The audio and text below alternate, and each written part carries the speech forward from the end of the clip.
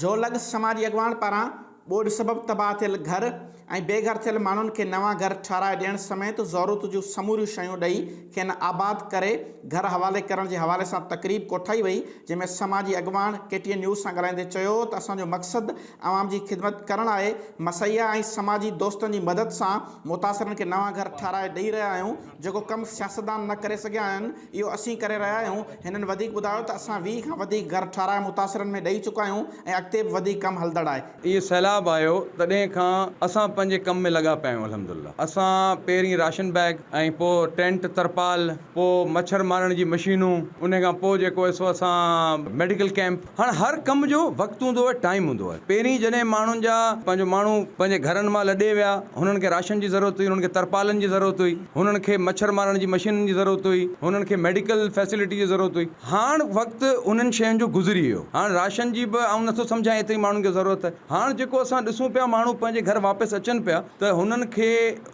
जेको आहे सो घरनि जी जाइ ते ठला मैदान पिया मिलनि। त असां सोचूं पिया त इहो बहितर असां असां पंहिंजी टीम सां इहो मशवरो कयो त बहितर हल हिन जो इहो आहे त असां इन्हनि जे लाइ घर ठारायूं। पोइ असां सर्वे कंदा आहियूं ऐं सर्वे खां पोइ असांजी टीम ईंदी आहे जेका हुनखे अप्रूव कंदी आहे। ऐं पाण इहे पिक्चर्स ॾिसंदो आहियां।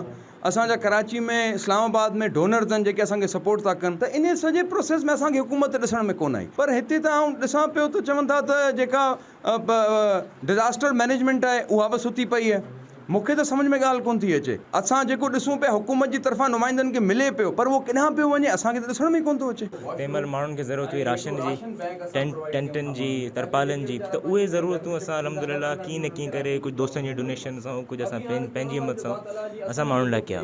हाणे जॾहिं पाणी सुकियो आहे त माण्हुनि खे राशन जी ज़रूरत कोन्हे, माण्हुनि खे घरनि जी ज़रूरत आहे। जेके ख़ाली मैदाननि में, जेके रोडनि ते पिया वीचारा टेंटनि में, तरपालनि जे हेठि उसन में, त उहे जॾहिं पंहिंजे घर आया आहिनि त उन्हनि जा घर ई ढहियल आहिनि। त हाणे असांजो इहो ई मिशन आहे त इंशाअल्लाह जेतिरा घर थी सघनि असां घर ठाराए ॾियूं माण्हुनि खे, ताकी उहे पंहिंजे घरनि में आबाद थियनि। बेवा माई हुई असांजे ॻोठु रशीद बिरोई में, ऐं उहा असांखे बेवा माई खे घर ठाराए ॾिनई। सोलर प्लेट ऐं बैटरियूं ऐं वॉशरूम ऐं कमिरो हिकिड़ो ठाहे ॾिनई।